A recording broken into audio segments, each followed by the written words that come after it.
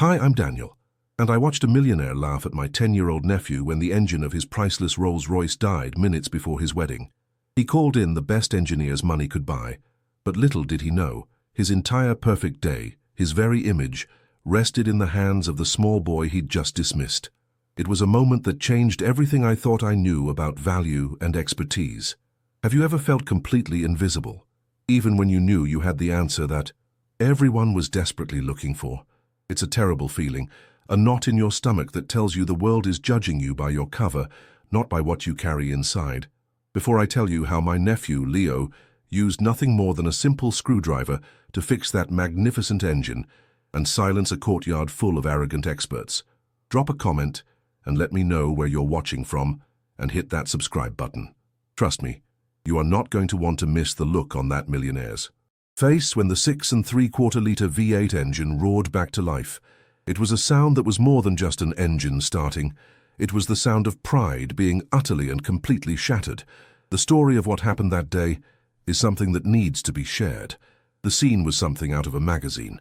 A centuries-old English manor, manicured lawns, and guests draped in designer clothes, all sipping champagne under a massive white marquee. But the celebratory mood was a thin veneer, over a thick, suffocating tension. The source of it all was parked on the gravel drive, a stunning 1961 Rolls-Royce Phantom 5, the groom's chariot, sitting there as silent as a tomb. The millionaire groom, a man named Alistair Finch, who was used to getting everything he wanted, was pacing back and forth, his face a mask of controlled panic. His perfect day was bleeding out right there on the gravel, and every guest was a witness to his powerlessness. To make matters worse, he had flown in a so-called expert from a certified Rolls-Royce Heritage Center. This technician, a man with a smug face and a shiny laptop, had been fiddling with the car for over an hour. He treated everyone, from the frantic wedding planner to the groom himself, with a thinly veiled condescension, as if their panic was an annoyance interrupting his genius.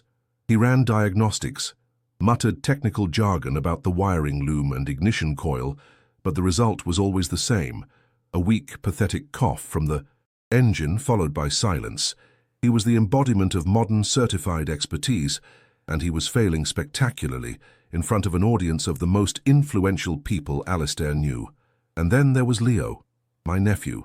He was standing near the old stone wall of the garden, half hidden by a rose bush, just watching.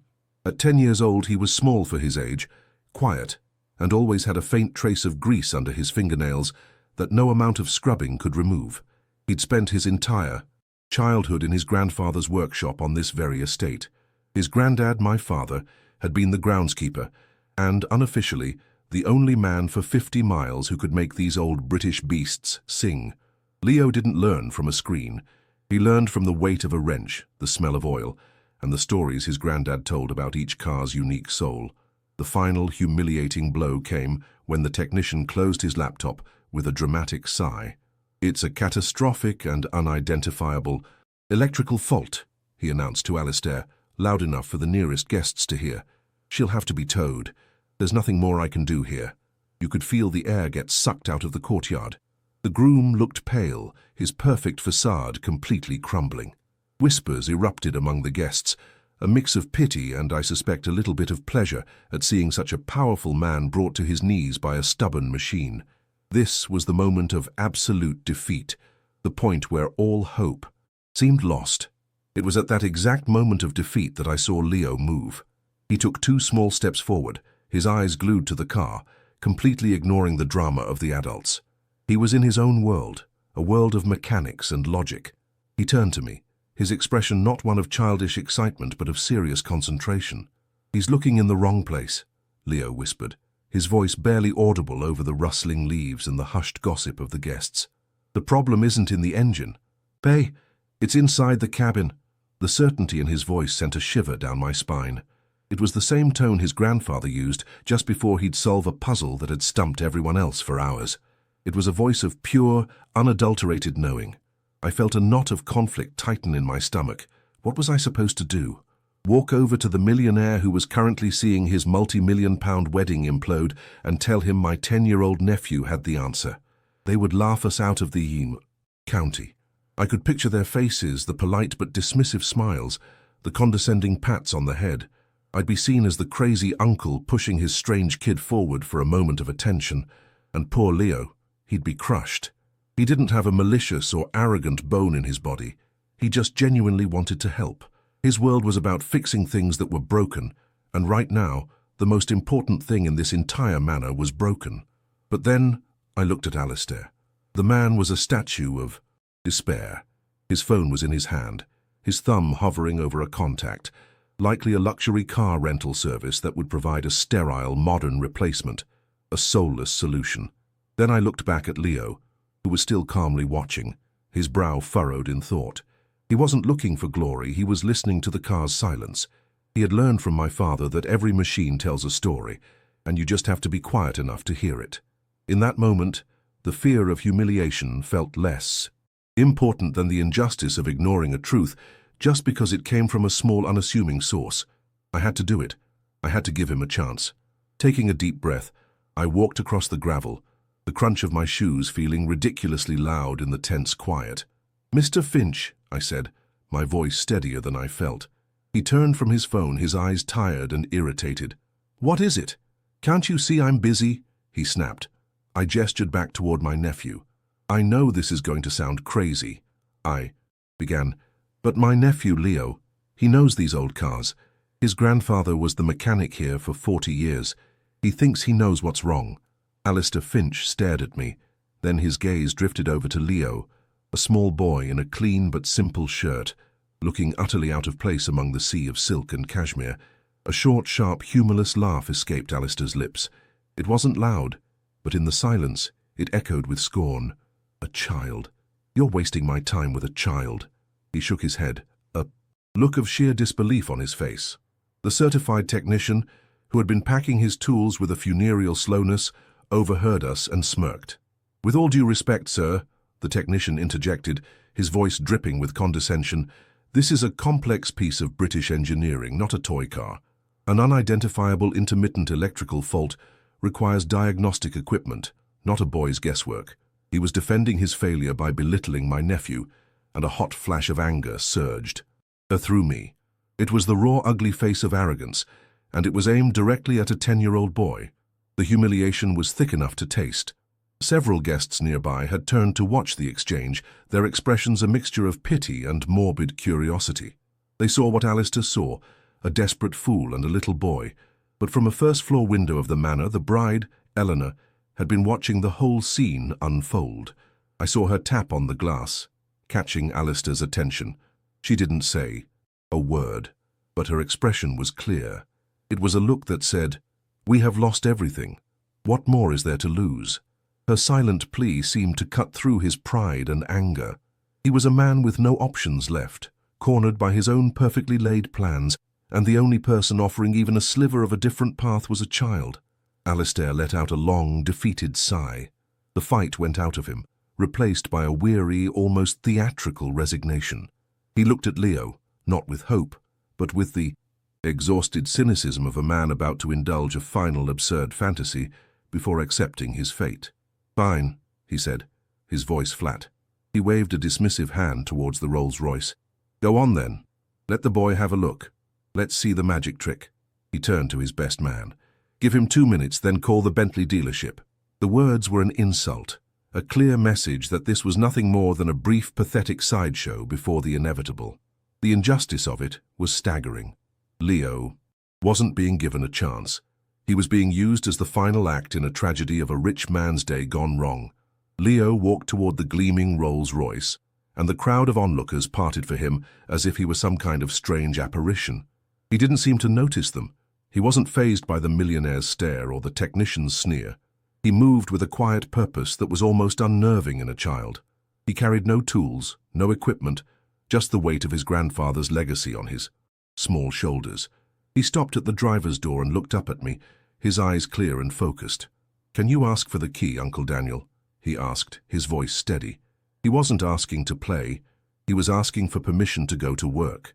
The request was so simple, so direct, that for a moment the sheer absurdity of the situation seemed to fade, replaced by a bizarre sense of inevitability. Alistair, watching this with a grimace, tossed the heavy, ornate key to his best man, who handed it to me, with a shrug that said, "This is ridiculous." I passed it to Leo. The key was almost as big as his hand. He didn't try to pop the hood or look at the engine. Instead, he opened the heavy driver's door and slid onto the plush leather seat. He was so small, he almost disappeared behind the enormous steering wheel. The scent of old leather, polished walnut, and a faint hint of my father's preferred oil filled the air as the door opened. For a few seconds, he just sat there, taking it all in. It wasn't the awe of a child in a fancy car.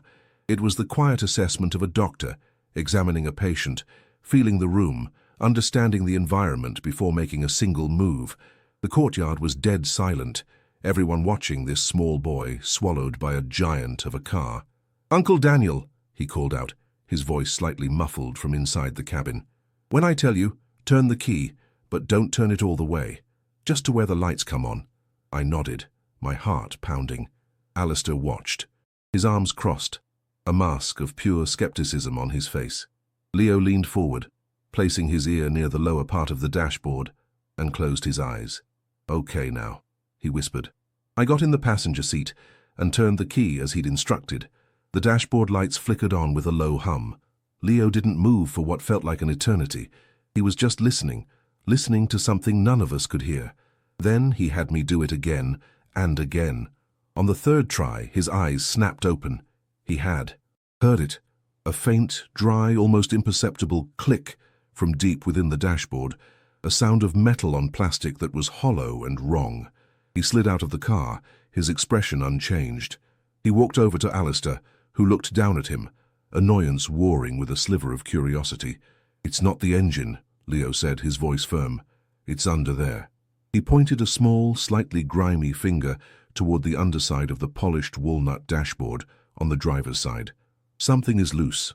The certified technician let out a short, derisive laugh. "Son, that's just the heater matrix and some ancillary wiring. The main power loom is in the engine bay, as I've already established. You're wasting everyone's time." The insult was sharp and public, but Leo didn't even flinch. He just looked at Alistair, his gaze unwavering, as if the expert's opinion was nothing more than irrelevant noise. He held the silence, forcing the millionaire to choose between the loud, failed expert and the quiet, confident child. "I just need a screwdriver," Leo stated, not as a question but as a simple fact. A flat one, a small one. The request hung in the air, a symbol of the immense gap between the two worlds colliding in that courtyard. The technician had a laptop worth thousands and a case full of specialized instruments. Leo was asking for the most basic tool in existence. It was so simple it felt profound. Alistair, looking utterly broken, finally gave a sharp nod to his best man. "Find the boy a screwdriver," he commanded, his voice laced with a strange mix of irritation and desperation. A frantic search began, as if a simple screwdriver was the rarest artifact on Earth. One of the catering staff finally produced one from a small toolkit used for assembling tables, its plastic handle chipped and worn. It was a humble tool for a humble task. Leo took the screwdriver without a word of thanks, his focus absolute. He walked back to the open car door, lay down on the pristine, carpeted floor, and wiggled his small body into the driver's side footwell. His size, the very thing that made everyone dismiss him, was now his greatest asset. He disappeared under the dashboard, a space where the burly technician would have never fit comfortably. All we could see were his small sneakers sticking out. The guests leaned in, a silent, mesmerized crowd, their champagne glasses forgotten. The sight was surreal.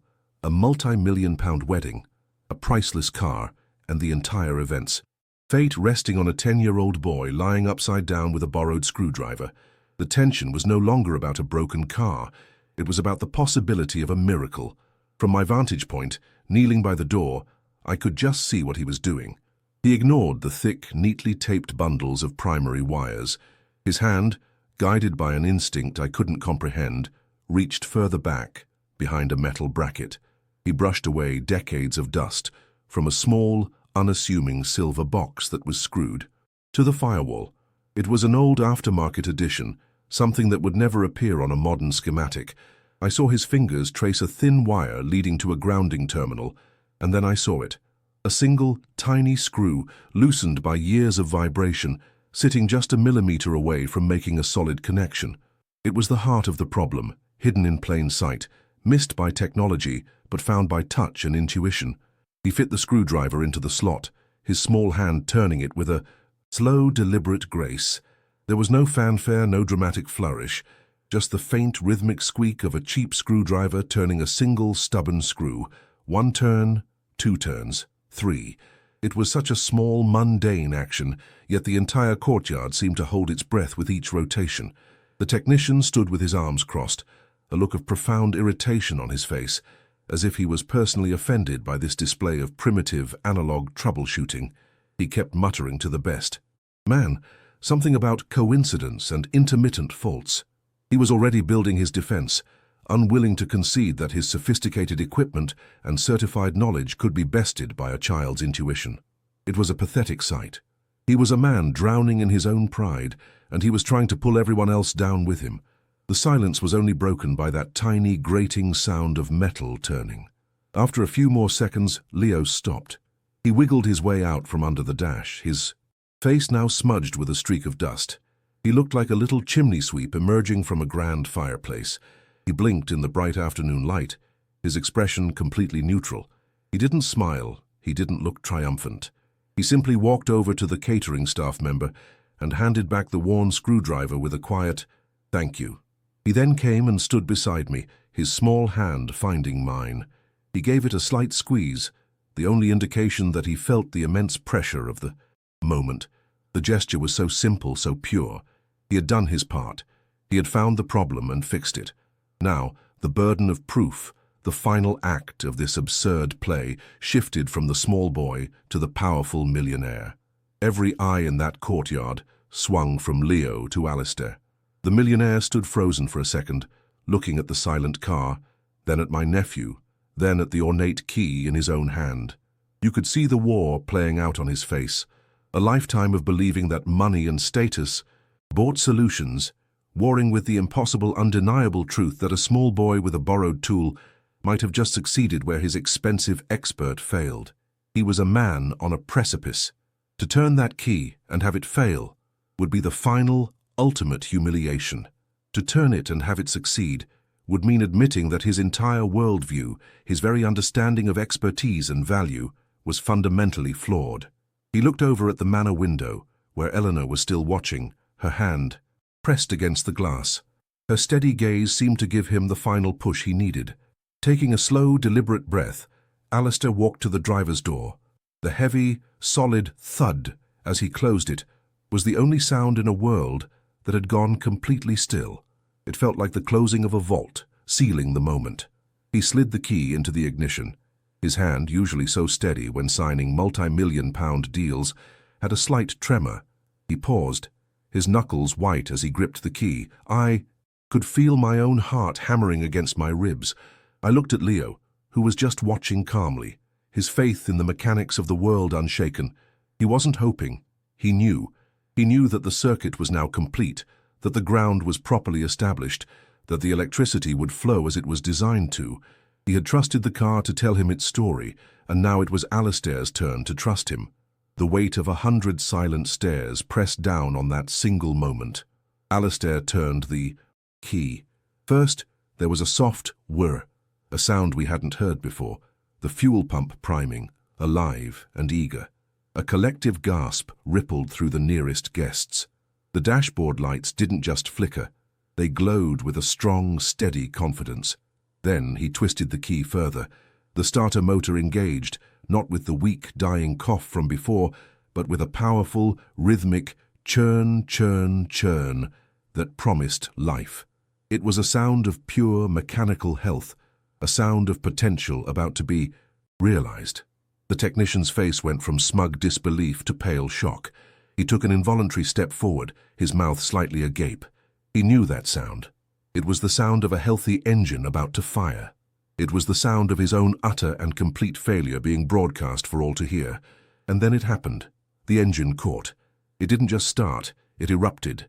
A deep, magnificent roar filled the courtyard, a sound of pure, untamed power that momentarily shook the air before settling into the legendary whisper-quiet idol for which the Phantom Thief was famous.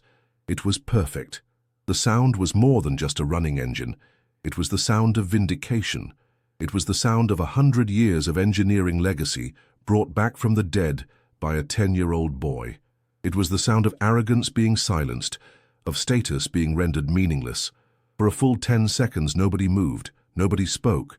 The only thing you could hear was the flawless, gentle hum of that massive V8 engine and the frantic beating of my own heart. The silence from the crowd was more deafening than any applause could ever be. Alistair sat motionless behind the wheel, his hands gripping it tightly, staring straight ahead through the windshield. He wasn't looking at anything in particular. He was just listening to the sound of his rescued dream. Slowly, as if in a trance, he turned his head and looked directly at Leo. The expression on his face was one I will never forget. It was a raw mixture of shock, awe, and a profound, humbling gratitude that seemed to crack his carefully constructed mask of control into a million pieces. The certified technician just stood there, his expensive diagnostic kit forgotten at his feet, looking at the car and then at Leo as if he'd just witnessed an act of impossible magic. The spell was broken. The world had tilted on its axis, and the smallest person in that courtyard was now its undeniable center of gravity. Slowly, Alistair Finch got out of the car. He didn't slam the door. He closed it with a soft, respectful click, as if the Rolls-Royce was now a sacred object.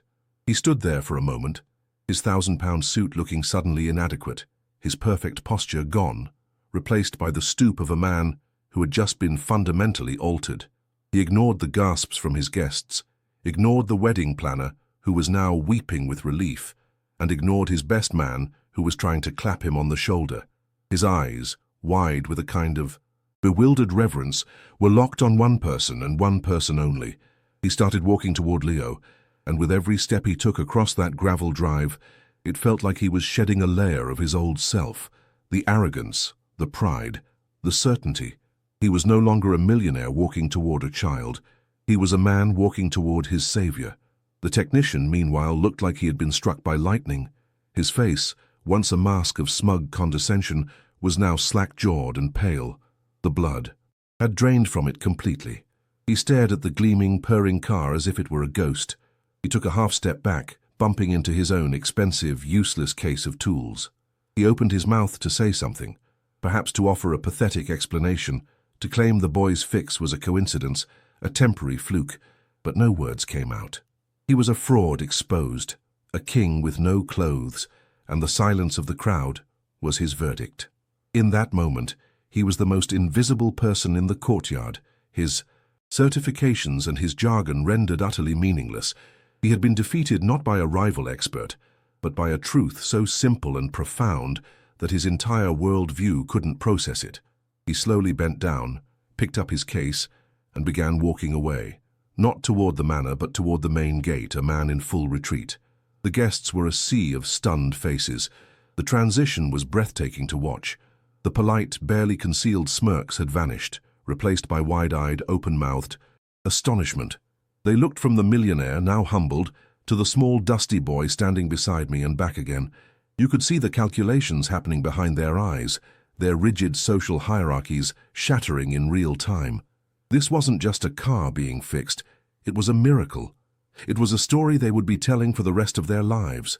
The boy who was part of the scenery, a ghost from the staff quarters, had just upstaged the entire multi-million-pound event. He had become the main attraction, not through wealth or status, but through a quiet, unassuming competence that felt more powerful than anything they had ever witnessed. They were no longer looking at a child, they were looking at a legend in the making. Alistair stopped directly in front of Leo. The size difference was almost comical, the tall, broad-shouldered tycoon and the small, slender boy. But the power dynamic had been completely inverted. In an act that sent a shockwave through the assembled guests, Alistair slowly, deliberately knelt down on the gravel. He lowered himself onto one knee, so that he was looking up into my nephew's eyes. The sound of his expensive trousers scraping against the stones was sharp in the reverent silence. He started, his voice thick with an emotion I couldn't quite name. It was more than gratitude. It was awe. "I have never been more wrong about anything in my entire life," he said, his voice quiet but carrying across the courtyard. You have a gift, a true gift." He wasn't speaking to a child anymore, he was speaking to a master. He glanced down at Leo's right hand, the one that had held the screwdriver. It was smudged with grease and dust from under the dashboard. Without a moment's hesitation, Alistair reached out and took it. He held Leo's small, grimy hand in both of his own, his grip gentle but firm. "My father loved this car more than anything," he said, his voice cracking slightly. "He always said she had a soul. Thank you for listening to it when no one else could." The gesture was so profound, so deeply humbling, that it felt more significant than any check he could have written. It was a transfer of respect, an admission of his own blindness, and a public anointing of the boy he had laughed at just minutes before. It was an apology and a coronation all in one, performed in front of the very people he had always sought to impress. Looking up, I saw Eleanor in the first-floor window. She hadn't moved. She had watched the entire scene unfold, from the dismissal to the kneeling. There were tears streaming down her face, but she was smiling. It was the most brilliant, radiant smile I had ever seen. It wasn't just relief that her wedding was saved. It was pride, a deep, profound pride in the man she was about to marry, a man who had been given a chance to show his true character and had passed the test in the most spectacular way possible. Her faith in him and her silent plea to give Leo a chance had been validated. She pressed her hand to the glass one more time, a gesture of love and acknowledgement not just for Alistair, but for the small boy who had reminded everyone what true worth really looked like. Alistair finally stood up, still holding Leo's hand. He turned to face his guests, his expression now clear and resolute. "The wedding," he announced, his voice booming with a newfound, more authentic authority, "can wait 5 more minutes." He then looked down at Leo, a genuine, warm smile, finally reaching his eyes. "First, I believe we owe our chief engineer a proper tour of the workshop, and I need to show him the rest of my father's collection. He's the only one I trust with it now." He didn't ask. It was a statement of fact. The crisis was over, but the real transformation was just beginning. In that moment, the silent Rolls-Royce had become a symbol not of a failed wedding, but of a life-altering lesson in humility, respect, and the quiet power of overlooked genius. And so, Alistair led the way, not back to the marquee or the altar, but towards the old stone stables that my father had long ago converted into his workshop. He kept a gentle hand on Leo's shoulder, a gesture of both guidance and protection. I followed a few steps behind, feeling like I was walking in a dream. We left behind a courtyard full of the country's elite, who stood frozen, watching this bizarre, impromptu procession. The millionaire, the dusty boy, and the quiet uncle, walking away from the glamour and towards a place of oil, steel, and honest work. From the manor window, Eleanor was no longer crying. She was beaming, her smile a beacon of approval for this profound detour. In that moment, the wedding wasn't delayed. It was being redefined, grounded in something far more real than champagne and canapes. The workshop was just as my father had left it, the air thick with the comforting smell of old oil, metal and wood. Sunlight streamed through the dusty windows, illuminating rows of vintage tools hanging neatly on the walls. Alistair's other cars, a vintage Jaguar E-Type and an Aston Martin DB5, sat under canvas covers like sleeping giants. He pulled the sheet off the Jaguar, his movements slow and reverent. "My father and I, we never could get the timing right on this one," he said, speaking more to himself than to anyone else. He then walked over to a heavy oak toolbox in the corner, one that had belonged to his own father. He opened it, revealing a pristine set of vintage wrenches. "These belong to a chief consultant," he said, and handed the entire box to Leo. It wasn't a gift. It was an inheritance. An hour later, the wedding finally took place. It was a beautiful ceremony, but the real defining moment came at the reception. Alistair stood up to give his toast, his eyes scanning the crowd before landing on Leo, who was sitting at the head table with us, looking slightly overwhelmed but deeply content. "Today," Alistair began, his voice clear and strong, "I was preparing for the most important day of my life. I thought I had everything under control, that my wealth and status made me invincible." He paused, letting the words sink in. "I was wrong. Today I was reminded that a person's worth is not measured by their size or their status, but by the quiet confidence of their skill. The most valuable engine here today wasn't the one in the Rolls-Royce. it was the one inside this brilliant young man. The room erupted in applause, genuine and thunderous. That wasn't just a speech. The following week, Alistair's lawyers contacted us. He had established the Finch Future Genius Grant, a fully funded educational trust for Leo, covering everything from private school to any university in the world he chose to attend for engineering. It was an act of profound, life-altering generosity. That single afternoon didn't just save a wedding, it paved a future. Leo, the quiet boy who loved the smell of grease and the logic of a well-made machine, was given a path that would have otherwise been completely inaccessible. His talent, which could have been lost to the world, was now guaranteed a chance to flourish, all because one powerful man was humbled enough to listen to a child when all the experts had failed. It was the ultimate validation, a reward that went far beyond a simple thank you. Alistair's transformation was just as profound. He became a frequent visitor to the workshop, not as a wealthy benefactor, but as a student. He and Leo would spend entire Saturdays poring over old schematics, their heads together under the hood of a car. Alistair, the ruthless tycoon, learned the value of patience, of listening, of getting his hands dirty. Inspired by Leo, he expanded the grant into a national foundation dedicated to finding and funding young people with extraordinary practical talents who were being overlooked by the traditional academic system. Welders, coders, artisans. He had learned that genius doesn't always come with a certificate. Sometimes it comes with dusty clothes and a quiet, unshakable knowledge of how things truly work. He didn't just get his wedding day back, he found a new purpose. To this day, that memory is as clear as glass. It's the story our family tells when we need to be reminded that the world can be just, even if it takes a strange and winding path to get there.